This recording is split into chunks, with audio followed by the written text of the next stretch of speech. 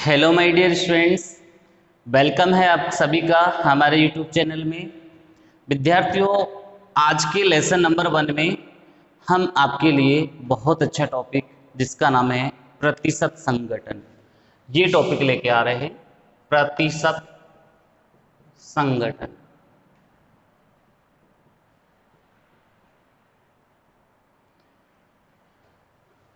विद्यार्थियों, इस नाम से आपको लग रहा होगा कि कोई न कोई प्रतिशत की बात की जाएगी, कोई न कोई यौगिक होगा, उसमें किसी तत्व का आपसे प्रतिशत पूछा जाएगा, या हम भार प्रतिशत की बात करेंगे, यानी कि वेट की बात करेंगे।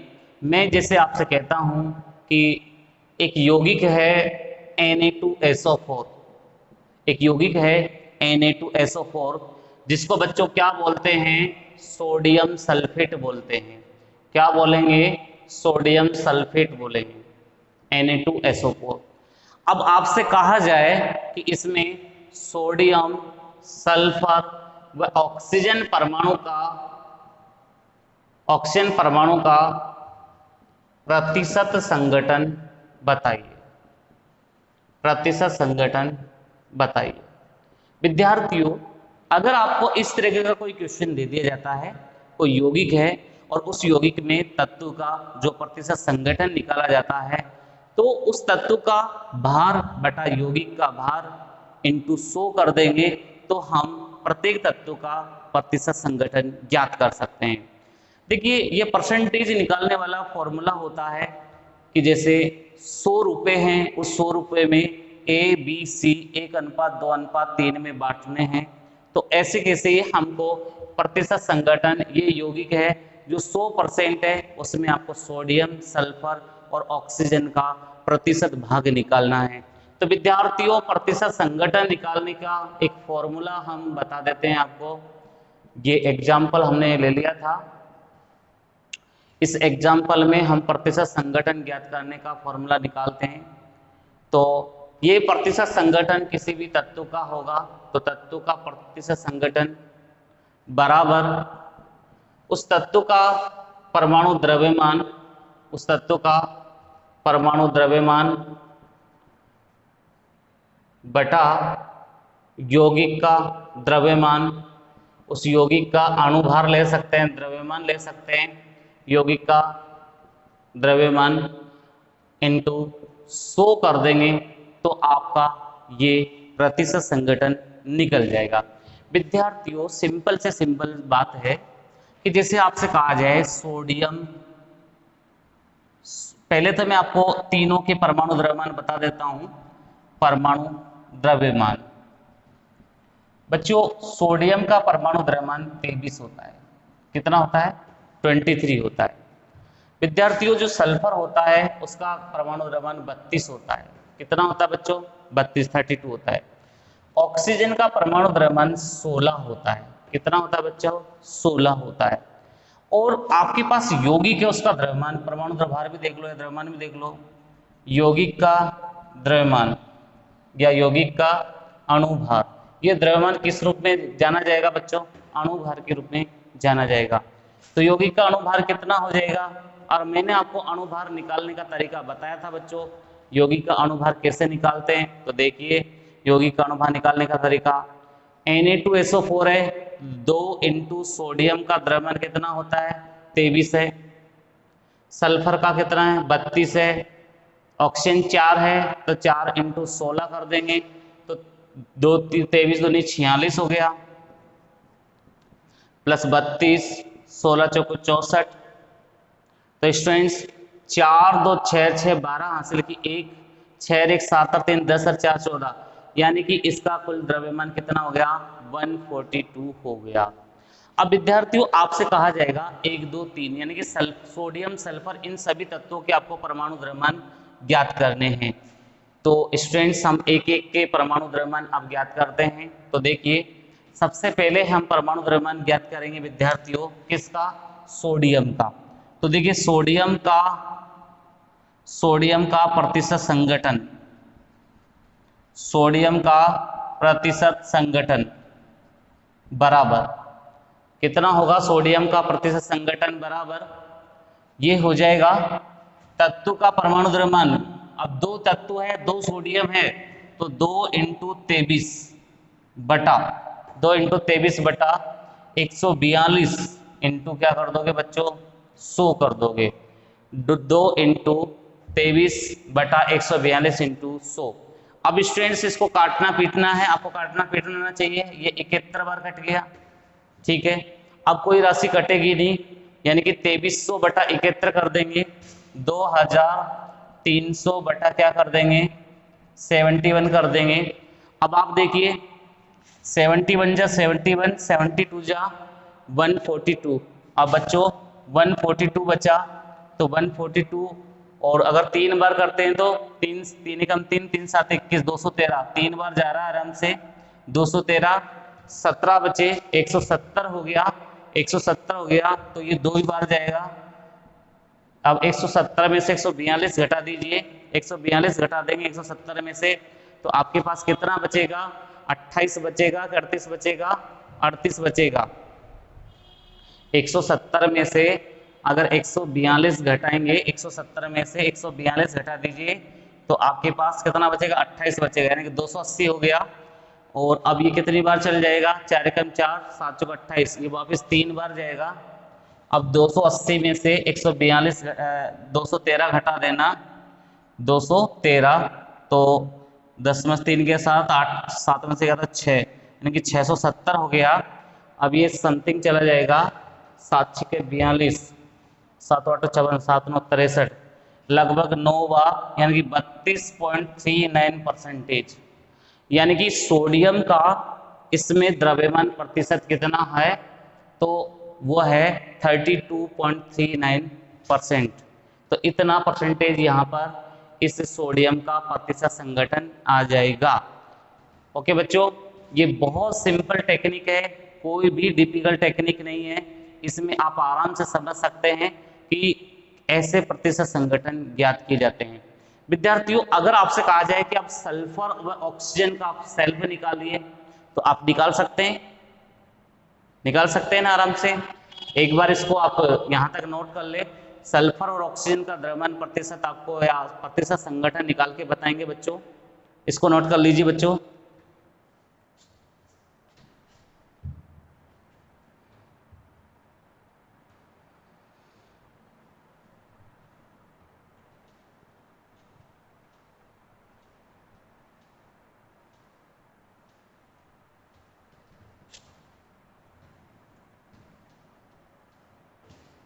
स्टूडेंट्स अब देखिए, अब मैं आपके लिए सल्फर व ऑक्सीजन का, किसका, सल्फर का द्रव्यमान, सल्फर का प्रतिशत संगठन, ये निकाल के बता रहा हूं।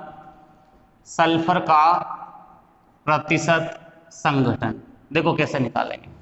अब सल्फर तो एक ही है, उस यौगिक में सल्फर एक ही है, तो सल्फर का परमाणु द्रव्यमान कितना हो गया, 32 बटा यौगिक का द्रव्यमान 142 इंटू क्या कर दोगे बच्चों, 100 कर दोगे, तो 16 बार और 71 बार, यानी कि आपका रिजल्ट आ गया 1600 बटा 71।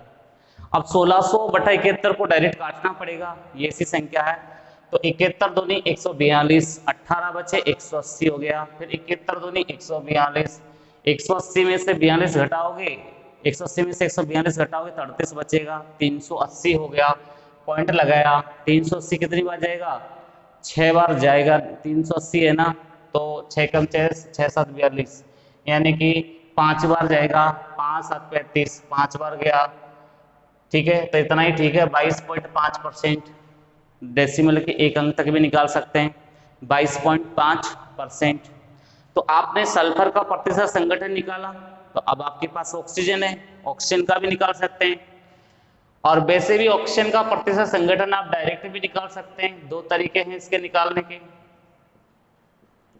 ऑक्सीजन का प्रतिशत संगठन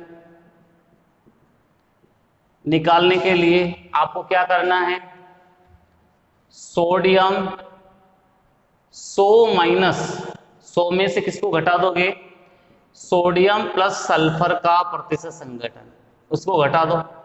अगर आप सोल्व करना भी नहीं चाहते हैं तो 100 में से घटा दो तो 100 माइनस सोडियम का कितना आया था 32.39 और इसका कितना आ रहा है 22.56 कुछ भी ले लो।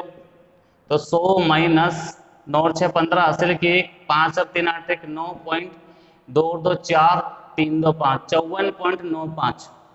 तो विद्यार्थियों कितना बचेगा 0.5 यानी कि 5 0 पॉइंट।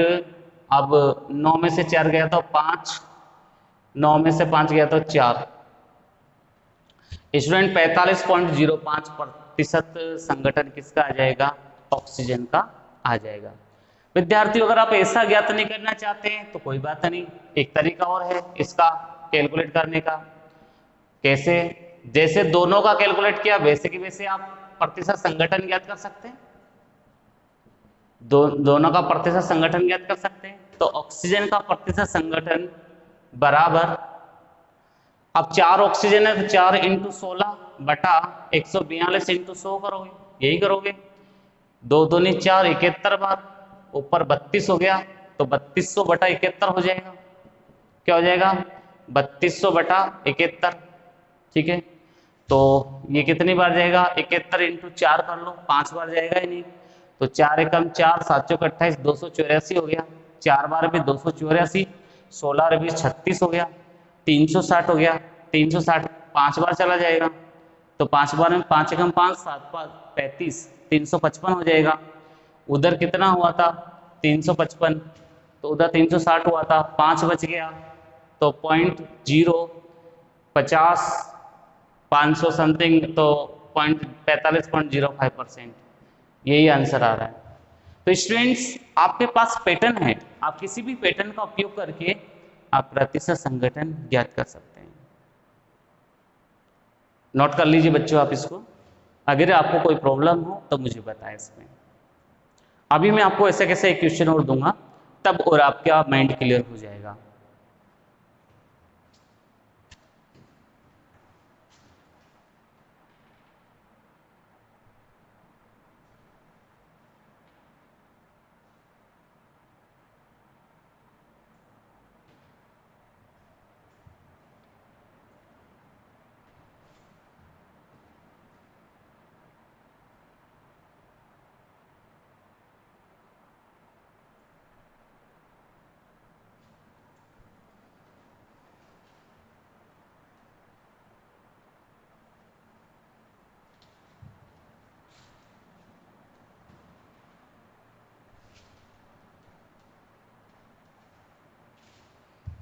अब मेरा क्वेश्चन सुनिए,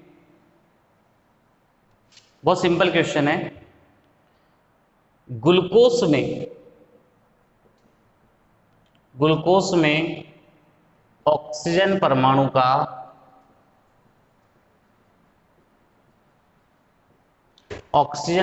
का प्रतिशत संगठन ज्ञात कीजिए। प्रतिशत संगठन ज्ञात कीजिए ग्लूकोज में। तो बच्चों को सबसे पहली प्रॉब्लम तो क्या आती है कि ग्लूकोज का फॉर्मूला पता नहीं होता। तो पहली प्रॉब्लम को हम दूर करेंगे। सबसे पहले ग्लूकोज का फॉर्मूला मैंने अणुभार में आपको बताया था C6H12O6, ये अणुभार बताया था आपको, तब ग्लूकोज का फॉर्मूला था।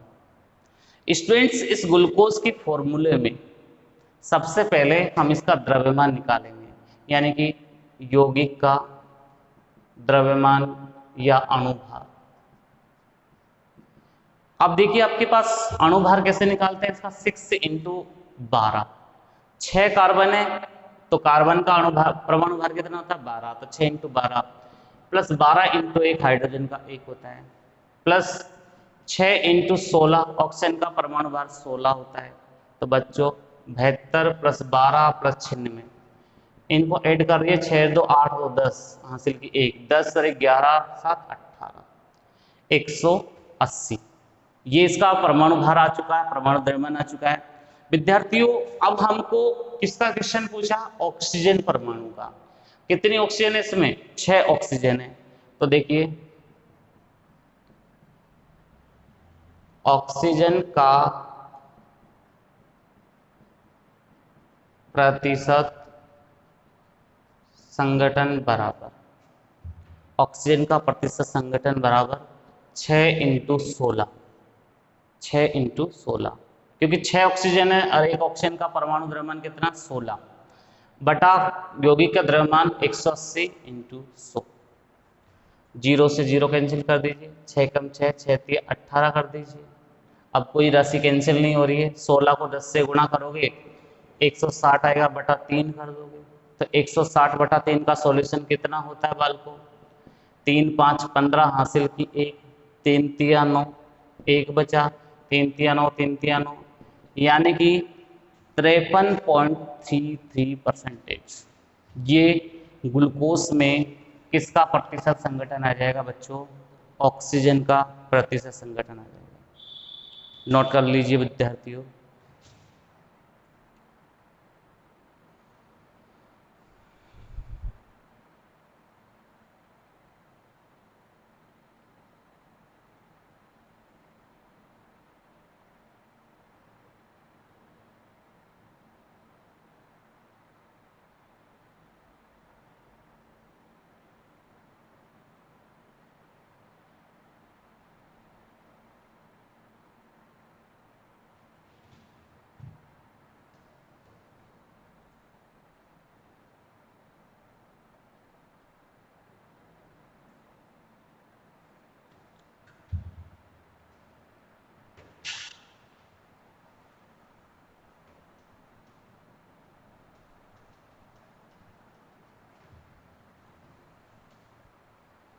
तो स्टूडेंट्स, आप सभी आसानी से प्रतिशत संगठन की गणना कर सकते हैं।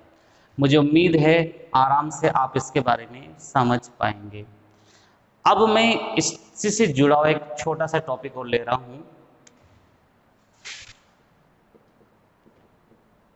स्टोइकियोमेट्री, स्टोइकियोमेट्रिक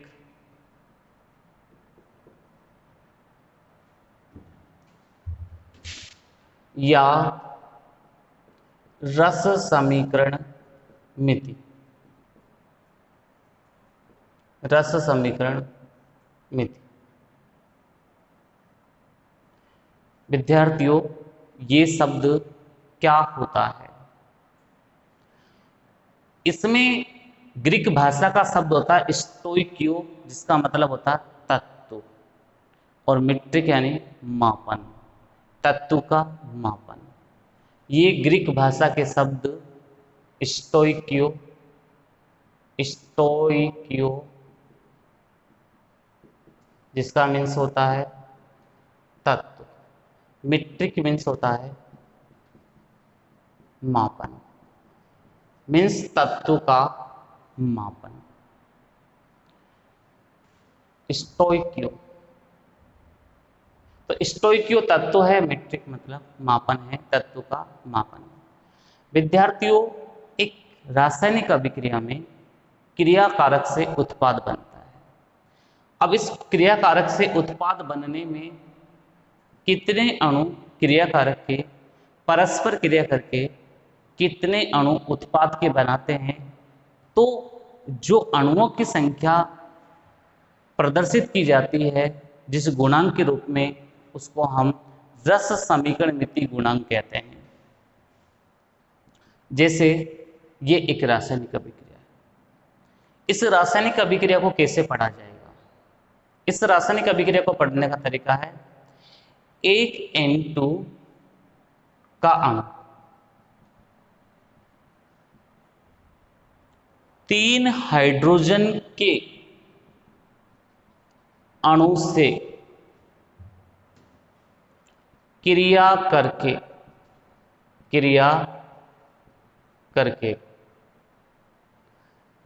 2 मोल अमोनिया गैस के बनाते हैं। इस समीकरण को ऐसे पढ़ा जाएगा, इस समीकरण का जो रस समीकरण मिति गुणांक होता है, रस समीकरण मिति गुणांक वो होता है क्रियाकारक अणु व उत्पाद के अणुओं की संख्या, यानी कि 1:3:2। ये रस समीकरण मिति गुणांक है। ये अनुपात नहीं लगाए तो आप इसको 1:3:2 बोल सकते हो, इससे भी आप समझ सकते हैं 1:3:2 इनके रस समीकरण मिति गुणांक है। तो विद्यार्थियों टॉपिक डाल लो स्टोइकियोमेट्रिक या रस समीकरण मिति, और इसके बारे में लिखें किसी रासायनिक अभिक्रिया में भाग लेने वाले कुल क्रियाकारक व उत्पाद के अणुओं को रस समीकरण मिति गुणांक कहते हैं, जबकि इनके निर्धारण की प्रक्रिया को रस समीकरण मिति कहते हैं। रस समीकरण मिति को अंग्रेजी में स्टोइकियोमेट्रिक कहा जाता है। स्टोइकियोमेट्रिक कहा जाता है, जहां स्टोइकियो का अर्थ तत्व व मीट्रिक का अर्थ मापन होता है, अर्थात तत्व का मापन। जैसे अमोनिया के निर्माण की विधि में, एक नाइट्रोजन 3 हाइड्रोजन से क्रिया करके दो मोल उत्पाद बनाते हैं। अतः इनका रस समीकरण मिति गुणांक 1:3:2 होगा। बच्चों ये रिएक्शन लिख लीजिएगा, इसको भी आप दोबारा से ऐसे नोट कर लो। ठीक बच्चों, आप इसको प्रॉपरली नोट कर लीजिएगा, और अगले वीडियो में हम आपके लिए लेके आएंगे मूलानुपाती सूत्र व अणुसूत्र। ओके स्टूडेंट्स, तब तक के लिए आप सभी का धन्यवाद। Thank you everyone for watching my video. Okay students, thank you.